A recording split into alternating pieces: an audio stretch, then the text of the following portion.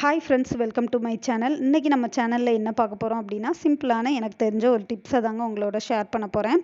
So friends, fruits வந்து நம்மளுக்கு வந்து கிட்ஸுக்கு வந்து கொடுத்து விடுவோம். அப்போ பார்த்தீங்க அப்படின்னா, பழம் வந்து வேஸ்ட் ஆயிரும் அல்லது கருப்பாயிரும். ஆப்பிள் இந்த மாதிரி ஃப்ரூட்ஸ் எல்லாம், அதே மாதிரி பனானா இந்த மாதிரி ஃப்ரூட்ஸ் எல்லாம் நம்ம கொடுத்து விடையில் நசுங்கிரும், இல்லை அழுகி போயிடும் அந்த லஞ்ச் பாக்ஸு எல்லாம் சேரையில்.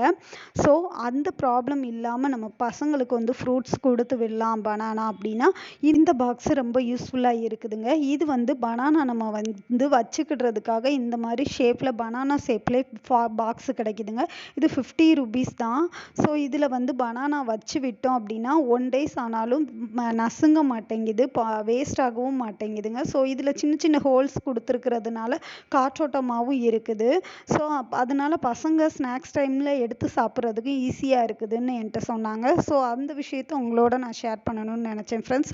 Okay, thank you friends. இந்த டிப்ஸ் உங்களுக்கு வந்து நிச்சயமாக யூஸ்ஃபுல்லாக இருக்கும் அப்படின்னு நம்புகிறேன். Thank you so much. பாய்.